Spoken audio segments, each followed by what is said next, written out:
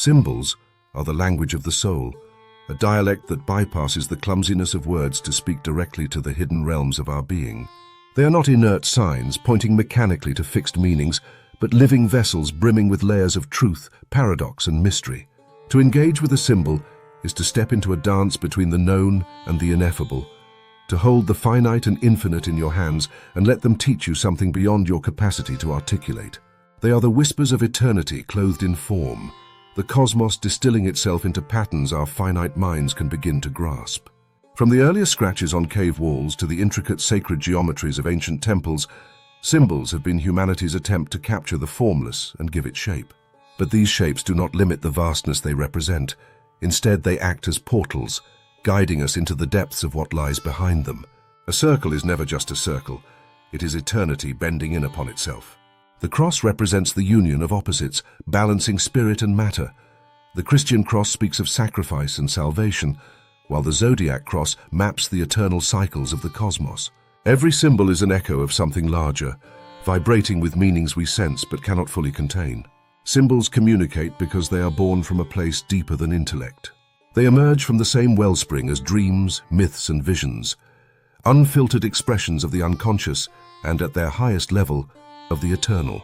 Their power lies in their ambiguity, in their refusal to conform to the rigid boundaries of rationality. They speak to the part of us that feels truth rather than analyzes it. When we encounter a symbol that resonates, it bypasses our mental filters and strikes a chord within us, as though it has activated a memory we didn't know we carried. This universal quality of symbols is why they appear across cultures and epochs, often bearing striking similarities. The serpent, for instance, slithers through myths from Mesopotamia to Mesoamerica, embodying creation, wisdom, and danger. The sun, rising in glory and setting in shadow, is universally a symbol of life, light, and cycles. Such archetypes are not cultural inventions, but reflections of the collective unconscious, shared patterns that shape human experience and understanding. These symbols are our inheritance, reminders of truths too vast for any single tongue to express. Ancient civilizations understood this intimately. Their art, architecture, and myths were not merely decorative or entertaining, but sacred acts of communication with the divine. The pyramids of Egypt, for example, were not just tombs but cosmic diagrams, symbols of the soul's ascent from the earthly to the celestial. The labyrinth of Crete mirrored the twists and turns of spiritual initiation, while the mandalas of the East revealed the structure of the cosmos and the journey towards self-realization. To walk into an ancient temple was to enter a living symbol, where every column, every carving, every carefully measured proportion echoed the patterns of the heavens. This understanding of symbols as bridges between realms is not confined to the distant past. Even today, our religious traditions are steeped in them, though their meanings are often forgotten or dismissed.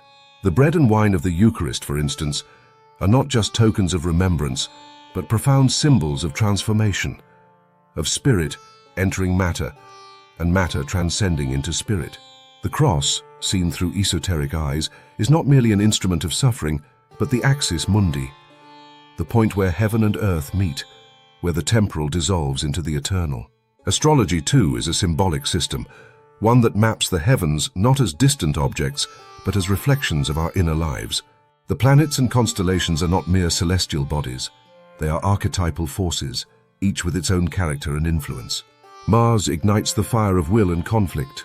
Venus, the harmonies of love and beauty, while the sun and moon play their eternal dance of light and shadow, spirit and soul.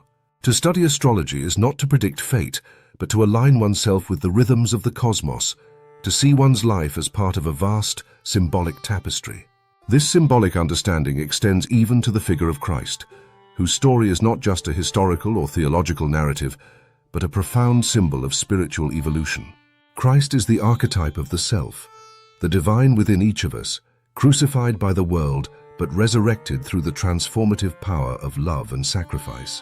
The Nativity, the Passion, the Resurrection, each moment in his story mirrors the journey of every soul, the descent into matter, the trials of existence, and the ultimate reunion with the divine.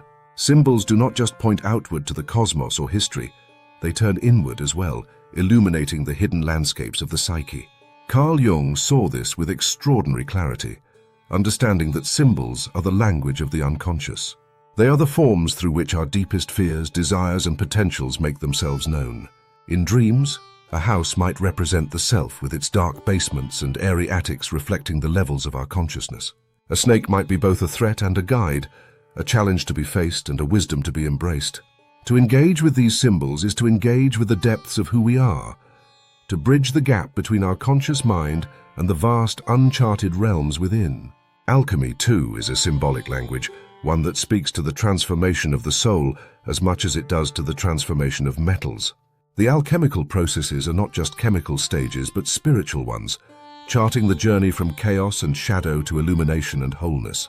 The philosopher's stone, sought by alchemists for centuries, is not a literal object, but a symbol of the perfected self, the unity of all opposites within us. Yet in our modern world, the power of symbols is often misused or misunderstood. In politics, corporate logos, and popular culture, symbols are stripped of their sacredness and wielded as tools of influence and control. The all-seeing eye, once a symbol of divine awareness, is now a hallmark of conspiracy and surveillance. The pentagram, a symbol of harmony and balance, has been co-opted and distorted into something feared. This misappropriation doesn't diminish the symbols themselves, but it clouds their meanings, creating barriers to the truths they once revealed. Art and architecture, when approached with reverence, can restore this sacred dimension. Sacred geometry, for instance, is a symbolic language that reveals the order and beauty of the universe. The golden ratio, the flower of life, the spiral, they speak of growth, harmony, and the interconnectedness of all things.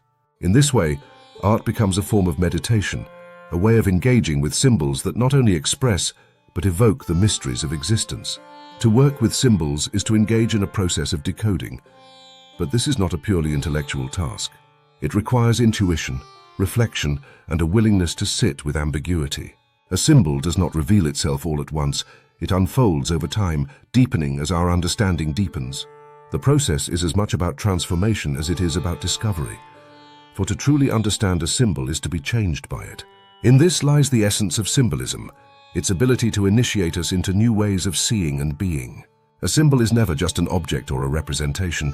It is an experience, a journey into the depths of reality and ourselves. It is a tool for healing, for uncovering the wounds we carry and the light that can heal them. It is a guide for individuation, helping us integrate the many facets of our being into a coherent, harmonious whole. Symbols evolve with us, just as we evolve through them. As humanity grows, so too does its symbolic language, reflecting the ever-expanding dimensions of our understanding and experience. And yet the essence of symbols remains unchanged, rooted in the eternal truths they point toward. To engage with symbols is to step into the flow of this evolution, to participate in the dance of spirit and matter, known and unknown. It is to see the world not as a collection of isolated objects, but as a living symbolic tapestry, each thread rich with meaning. In this way, symbols do not just communicate, they transform, they awaken. They remind us of what we have forgotten and guide us toward what we are yet to become. Thanks for watching. If you found value in this video, please remember to like, share, and subscribe, and we'll see you next time.